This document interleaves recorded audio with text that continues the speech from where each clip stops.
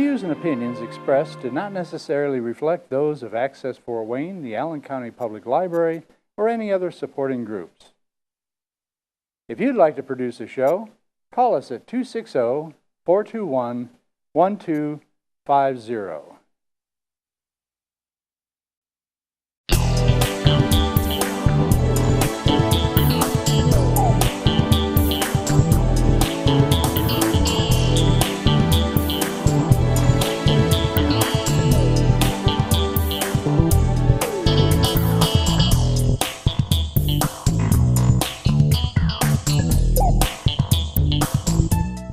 Hi everyone, this is Mike Green, Public Information Officer in the Allen County Commissioner's Office, and welcome to this edition of Countyline, where this month we come to you from 1001 North Wells Street in Fort Wayne, the site of the new Law Enforcement and Firefighters Memorial of Allen County. This has been the dream of so many people for so many years. Built at a cost of about $250,000, it required no state or local taxpayer money. This was all built with monetary and in-kind donations from citizens and businesses right here in our community. It's one of only 7 combined police firefighter memorials. It contains the names of 9 police officers and 16 firefighters who lost their lives in the line of duty. On a beautiful October 29th day, this facility was dedicated, and we wanted to bring you some of the highlights from the dedication ceremony.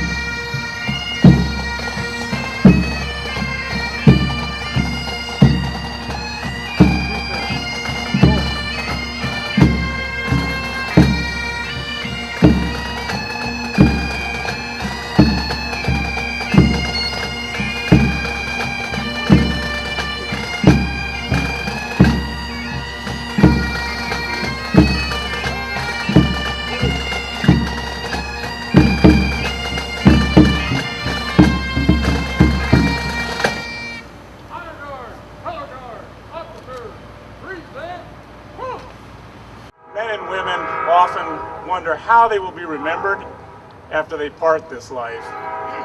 They ponder the kind of legacy that they'll leave. Many seem to fear that they'll be forgotten at their journey's end. The memorial we are dedicating today will allow the memories of these fallen public safety heroes to live on and on. The 16 firefighters, 9 police officers, and 1 probation officer represented on this memorial didn't ask to die. They didn't ask to be remembered in this way.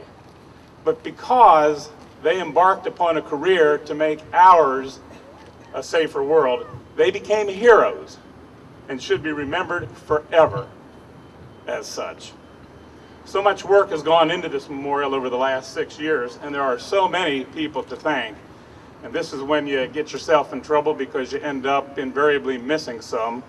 But spearheaded by Jerry and Linda Vanderveer, a number of organizations provided funding, and others rolled up their sleeves to offer the hard work that made this day a reality. Some of those included E&B Paving and members of the carpenters, laborers, bricklayers, electricians, and operating engineers unions. Also, many of our local police and firefighters pitched in to lend a hand. In addition, Pierre's Entertainment, Martin Industries, Affordable Granite, Precast Specialties, the Goldstein Foundation, and the Pete Eshelman family provided contributions. Since that first memorial in May of 2003, we have come together each year to remember those who have left this earth trying to make it a better place. Memories are shared, and tears are shed, and then we go our separate ways. But now, we have a way as a community to remember our fallen heroes every day. In 1915, inspired by the poem In Flanders Fields, Moyna Michael wrote, "We cherish too the poppy red that grows on fields where valor led. It seems to signal to the skies that blood of heroes never dies." Let's never let the memory of the sacrifices of our fallen heroes fade. Let's always remember. Thanks again to all of this who made a reality, and God bless you. I have to look across the crowd. I'm impressed to see how many retired officers from the Sheriff's Department and Police Department are here today. That impresses me. Chief, I'm glad to see you here. Very impressed that you guys showed up. Last time we talked about this wall behind us, I talked about the people that were on it and the one common thread that they had, firemen or policemen. And the firemen wouldn't let me get out of here without saying this today, is the one thing that all policemen and firemen have in common is they all want to be firemen. That should give me some brownie points. But all the people on this wall, they were all the point of the spear. As I talked about the last time, they were the ones that went in first. Never want to settle for second place. They're the ones that it was going to be them. If not them, then who? And that's what makes our law enforcement, our firefighters and EMS providers here in Fort Wayne and Allen County the best in the nation. Because we're not going to stand by and wait. We're going to go in. We're going to be tactical and we're going to be smart about it, but we also know that our lives may be in peril, but we're going to do the job you want us to do. And that's what's so important about making sure that this wall is here. It makes a difference. Every one of us that got into public service got here to make a difference. We wanted to make a difference in people's lives. Jerry and Linda, I can tell you, this makes a difference in my life. Thank you.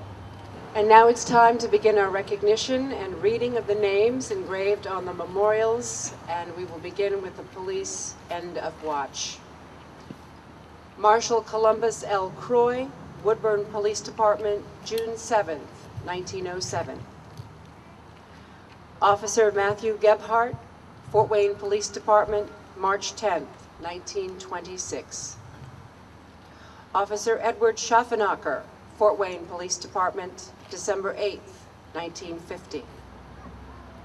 Officer Kenneth Stuyvesant, Fort Wayne Police Department, July 17th, 1969. Officer Omega Graham, Fort Wayne Police Department, December 10th, 1987.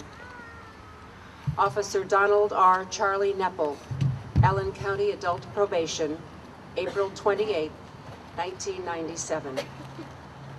Officer Eric Heck, Allen County Sheriff Department, August 15th, 1997. Officer Daniel Edenfield, Allen County Sheriff's Department, May 16th, 1998. Trooper Corey Elson, Indiana State Police, April 3rd, 1999. Officer Bradley Madison, Fort Wayne Police Department, October 5th, 2000. And we'll now read firefighters' names who have died in the line of duty. Last alarm for Frederick Hillsman, Fort Wayne Fire Department, June 7th, 1871. Charles Winkelmeyer, Fort Wayne Fire Department, April 19th, 1908. Louis Hensel, Fort Wayne Fire Department, January 1st, 1910. John Fleischman, Fort Wayne Fire Department, May 14th, 1916. Joseph Ballinger, Fort Wayne Fire Department, November 3rd, 1924. Henry Hilbrecht, Fort Wayne Fire Department, March 16th, 1925. William Bant, Fort Wayne Fire Department, February 13th, 1928. Roscoe Ware, Fort Wayne Fire Department, June 3rd, 1931. Thomas Hazlett, Fort Wayne Fire Department, June 2nd, 1936. William Himmeline, Fort Wayne Fire Department, June 2nd, 1936. Laverne M. Strodel, Fort Wayne Fire Department, January 16th, 1947. Raymond R. Stoip, Fort Wayne Fire Department, January 23rd, 1948. Joseph Tallarico, Fort Wayne Fire Department, March 5th, 1952. Edgar Miller, Fort Wayne Fire Department, October 29th, 1952. Michael Rager, Fort Wayne Fire Department, March 22nd, 1972. And Harry Stapleton, Wayne Township Volunteer Fire Department, May 14th, 1975.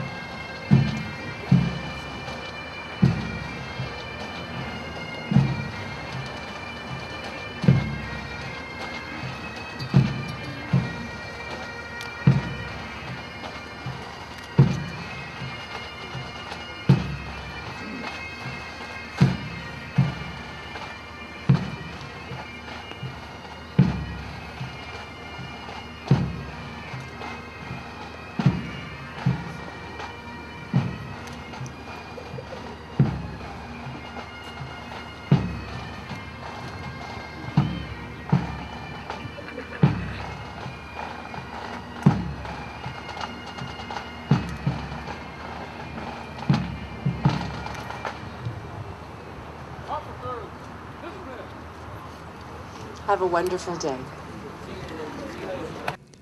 During the month of November, one of our most important holidays takes place. That is Veterans Day, the opportunity to remember and honor those who have served and are currently serving in our military armed forces. Today we're going to talk with George Bojarbo, who is the Veteran Services Officer here in Allen County. Talk to you a little bit about the services that his office provides, and also helps direct veterans to other services that are available to them on both a state and federal scope. And Bo, first of all, thanks for joining us. Mike, appreciate it. Good seeing you again. And you too. Talk a little bit about what it is your office, the Veteran Service Office here in Allen County government, does. Well, we mainly provide a lot of counseling, claim processing for veterans and their survivors who are looking to file for federal or state benefits, either through the Veterans Administration or through the state of Indiana. And we try to lead them in the right direction. We try to make it as easy as possible for them for the benefits they're seeking. So. And how many veterans do we have here in Allen County? We have approximately 32,000 veterans in Allen County, so we're the third largest county in the state regarding veteran population.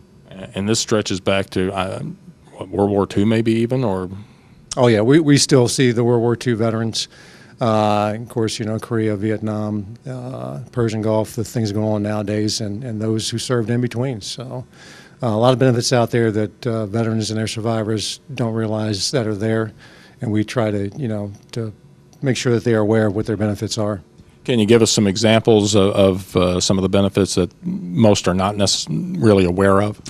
Well, yeah, most veterans are, you know, they're aware they can put a claim in if they were injured in the military for service-related disabilities. But we do have programs under what we call our VA pension program, which are for low-income veterans and their survivors. We do a lot of work for those who are in long-term care. If they're in assisted living, for instance, a lot of times we can get them some monetary help every month to try to keep them going in assisted living care. So VA health care through the VA hospital is a big issue nowadays. We get involved with a lot of education benefits, you know, home loan programs, things of that nature. So. One of the things we're hearing about more these days is the problem some veterans are having, especially more recent veterans, finding work, finding employment in the workforce. What's out there available to help them in that regard? Well, we do have 3 employment service counselors down at Work One that strictly deal with veterans for employment. We don't do much employment services through our office. We kind of lead them in the right direction. They do have, you know, if you have a disability, for instance, that's service-related and that pretty much hampers you from getting a job or whatever, the VA does have a voc rehab program that may assist to get you, you know, employed. So. And with a lot of programs on the federal and state level, government programs, a lot of red tape, and I know that's kind of an area where you try to help them is figure out which benefits they're eligible for and then how to go about getting those benefits. Exactly. Yeah. You know, it takes, the VA is really backed up regarding the claims that they're processing. Right now, it takes up to 18 months to get a claim, you know, completely done through the VA. Some claims we can get done a little quicker depending on how we do them. You know, the key is to make sure that they provide the VA with all the evidence they need to process a claim. Delays come into play a lot of times to where the VA doesn't have everything they need and they have to go back and forth with letters and so forth, and it really delays the process. So we try to make it as easy as possible and get everything done, you know, during the initial formal claim process, and it makes things go a little bit quicker. So, if a veteran were to contact you about a certain benefit, and this probably is dependent on which benefit or service they're looking for, what do they need to make sure and have available to use so that they can move the process along quicker? Well, of course, you need your DD-214 or your discharge papers. That's very important, of course. If they're going for a program that we have dealing with their income, they need to make sure they provide all their income and asset information. But mainly, if they're married, we like to have a copy of their marriage license. If they have children, dependent children, we'll get a copy of their birth certificates, things like that. But what we like to do is we like to talk to the person on the phone first, make sure they're aware of what they need to have before they actually come into our office. That way we'll have everything, not have to make 2 or 3 trips back and forth. And it just makes things go easier that way. So. You also do quite a bit of work, I'm sure, also with the families of veterans, spouses, dependents of veterans who have passed away. Yeah, exactly. And they're the ones that are really in the dark regarding benefits. Veteran, they pretty much know a lot of their benefits, not all.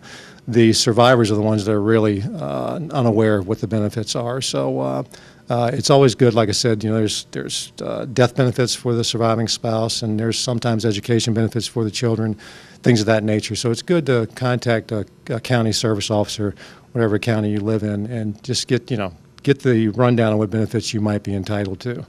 And I was looking down the list of some of the benefits that your office provide, or that you help in getting, I should say. And by the way, those are listed on the website of the Veteran Service Office, which you can find on Allen County's website. Things such as, for example, the Golden Hoosier Passport, even a veteran hunting and fishing license. People may not be aware of. Exactly. Yeah, that's something that. If you're a service-connected veteran, if you're service-connected disabled through the VA, then you can get a hunting and fishing license for a reduced price, and it's $2.75. The Hoosier Golden Passport allows some veterans to enter state parks at no charge. Every benefit has a certain set of rules, so it's best to, whatever you're interested in, call me, and we'll kind of go down what the requirements are for that benefit. And also license plates, specialized license plates for veterans. Oh, yeah, absolutely. Yeah, there's a lot of things out there, license plates. Sometimes you get discounts on your license plates depending on your particular situation. Tax abatement credits is one of our state benefits that we have. That'll give you, if you're a service-connected disabled vet, at least 10% service-connected, then you can get a tax abatement credit on your property in the state of Indiana.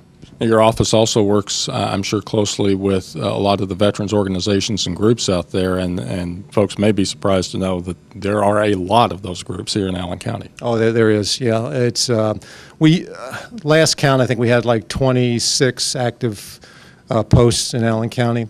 And also we have other groups that assist veterans now. With everything going on overseas, there's a lot of resources out there now that there never used to be. And people sometimes do forget that, we talked about World War I Korean veterans, and you think of them in terms of these services, but we've got a lot of folks returning even now, and will be returning very soon in the future from overseas service, and they're going to be coming back into the system, and they're going to need some assistance as well. Oh, absolutely. We see more and more of the younger veterans coming back from overseas. We have, new programs now set up strictly for those folks, and these are the things they need to know about. They do educate veterans a lot more than they used to, years ago, so they are aware of the majority of the benefits that they're entitled to. They're told to see guys like us when they get back to, file claim work and things of that nature. But, yeah, it's always good when you get back to touch base with somebody. So. Okay, so if someone needs to get in touch with you, how do they do that? They can give me a call at my office at City County Building, room 106. 449-7861 is my number, or email. Email address is on the website. Either way, or they can drop in. If they're down at City County Building, and they happen to be going by my office, they can just pop their head in the door, and we'll be able to help them out. And what are your office hours? 8 to 12, and from 1 to 4:30. Monday through Friday. We do like, if you're looking to do some claim work, we would like to talk to you on the phone first to make sure you're aware of what you need to bring down to us, so we won't have you going back and forth. It just makes things easier for them and for our office also. So. And once again, to stress, Bo and his office are still in the City County Building. You're on the first floor, still accessible, so folks can get in to see you. Absolutely, yeah. George, Bo, thanks very much for being with us. We appreciate it, and hope veterans will contact you if they have any questions or need help in getting those services. Again, if you go to www.allencounty.us, look for Community along the top row, and the very first drop-down button will be for the Veteran Service Office, and you can contact Bo, find out more information about the services that you're entitled to and that you're owed.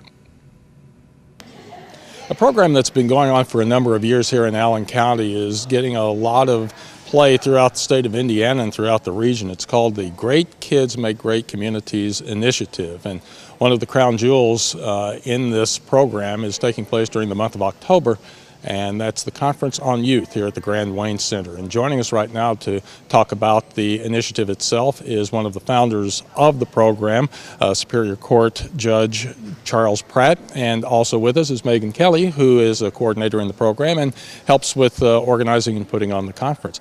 Judge Pratt, tell us a little bit, first of all, about the history of the initiative and why it began. Well, we actually started with the annual Conference on Youth 22 years ago, and the purpose was really to bring people together in the community that were serving youth and children and families to try to figure out what are the best practices, what are the best ways that we can work with and for the children that are appearing in our court systems.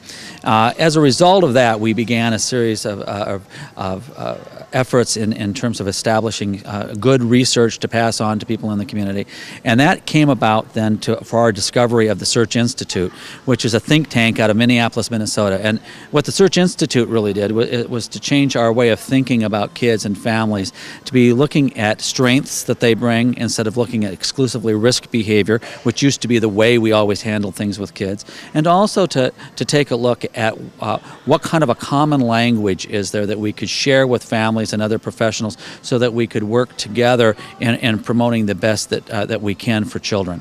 The Search Institute has what's called 40 developmental assets, and about 12 years ago we brought that research to Allen County through our annual Conference on Youth, and that became really the centerpiece of the research and all of the things that we were doing, and it drew the attention and attraction of Fullinger Foundation. And the Fullinger Foundation is deeply committed, as you know, in this community for the promotion of children and families and the best practices that can be done across the community. And they asked us to explore that research a little bit deeper. And as a result of that, we were able to build an initiative around the 40 developmental assets that came to become what it is now known as Great Kids Make Great Communities. And the purpose of Great Kids, the exclusive reason for our existence, is to promote the best possible research on a national level, bring it to Fort Wayne, to really get into the trenches with this good research of all the people in this community that are doing great things for families, and especially to promote the idea of strength-based practices and positive youth development. And so the conference is the flagship, but Megan puts together all sorts of different programming and trainings throughout the year for professionals and faith groups and other individuals and PTOs and all of the different organizations on a variety of measures, principally still surrounded around that 40 developmental assets that children need to grow into healthy and productive adults. What motivated you in particular in seeing this initiative organized and see it grow as it has? Well, a juvenile court judge, and of course I'm a juvenile court judge, has a responsibility that goes beyond the bench. Juvenile court judges across the state are always looking for innovative practices and innovative ways of reaching out and doing things differently to help promote the health and safety and well-being of children. And it seemed to us that one of the things that we needed to do is to be proactive. In other words, we don't want children in our court systems. We don't want families in our court systems. So do we not then have the bully pulpit of our bench to go out and express what can be done differently in our communities to help turn around families or to help uplift the best practices that families have? And I think that's incumbent upon a juvenile court judge, and so that was the primary motivation. Megan, let's talk a little bit about the conference that you have going on. It's grown quite a bit over the years, I'm sure. What will be taking place during this event?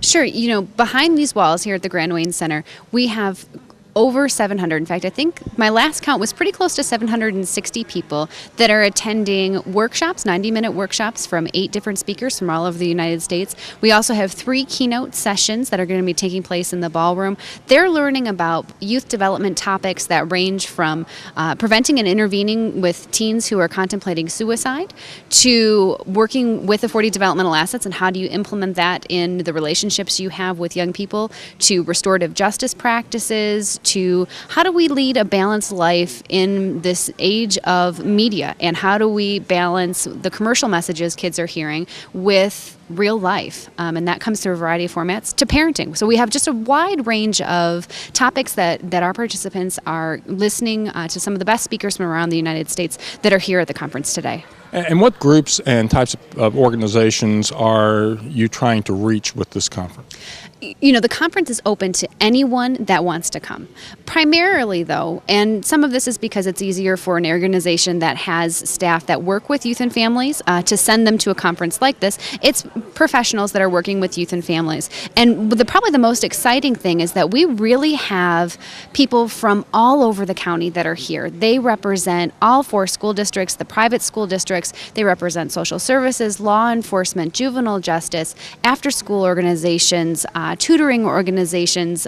Just anyone and everyone working with youth and families is sending a representative here today, and that's really exciting that everybody's coming together to hear a single message, be able to network with each other, and just have a great day of learning. And you have an exhibit hall as well where different organizations are able to pass out information and let people know more about what they do. Yes, we've got 66 different exhibitors that are here this morning, and they're going to be here all day, and that's a great chance for them to share what they're doing with community members who might be familiar, might not be familiar, or maybe it's been a little while since they've checked in with their programs, but can really reconnect with our community on that level too as well. As we mentioned, this is your big event, but you have other things that go on throughout the year, and the Great Kids Make Great Communities initiative. Tell us a little about those things. Sure. The most public events are probably the other trainings that we do throughout the year, and we have mostly topic-specific trainings on any sort of specific topic. We've done gangs in the past. We've talked about genetics and brain research. We've talked about parenting. But a lot of what we do is really taking the 40 developmental assets and training anyone who's willing to listen on those assets and how do they apply them within the context of their relationships with young people. So we go to churches, we go to social service or agencies. We'll talk to 5 parents sitting in a living room if that's what it takes to get that message out there. So we talk a lot about that. And then we also have what we call our Say Yes or No campaign, which is balanced parenting approaches, a lot of which has come from the information from our speakers from the Conference on Youth and that we're using to get messages about balanced parenting practices out to parents. Judge Pratt, in your opinion, what's the future hold for the Great Kids Initiative? What kind of things would you like to see developed further through this program? I think one of the important things is to continue the training, because there's always the advent of new people coming into the fields that we're trying to reach, and there's always new parents out there that need new and important information. Megan mentioned the Conference on Youth. One of the things that's extraordinarily important to maintain this as an institution within our community is the fact that we can bring in, through the generosity of Follinger and other foundations, the significantly important people in the professions, nationally known speakers, and for a very, very nominal cost, really just the cost of lunch almost, people can get significant training. So people in the trenches that wouldn't otherwise be able to travel in multiple places can come here and get the same level of national training that you would in a national conference.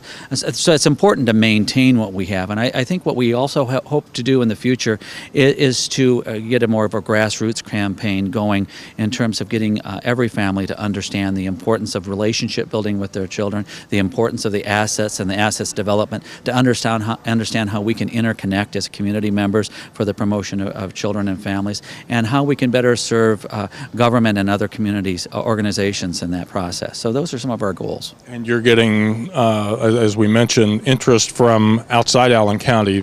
Folks within the state of Indiana, at least, certainly are starting to look at the programs you have going on here. Oh, absolutely. We have people from across the state and outside of the state, and we have traveled to different national organizations and different national conferences where we've made presentations on what we're doing here. We've been invited to speak in multiple different states to promote, and in some places they're in fact replicating what Allen County is doing.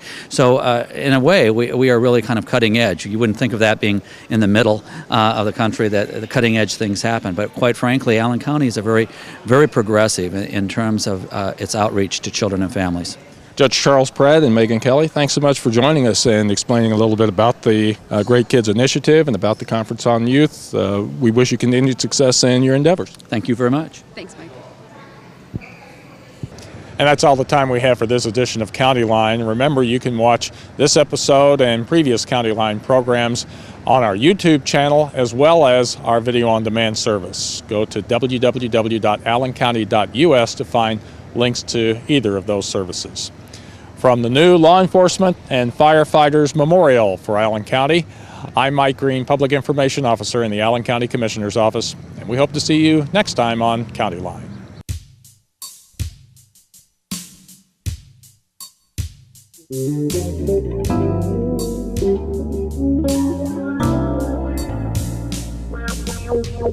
Wow.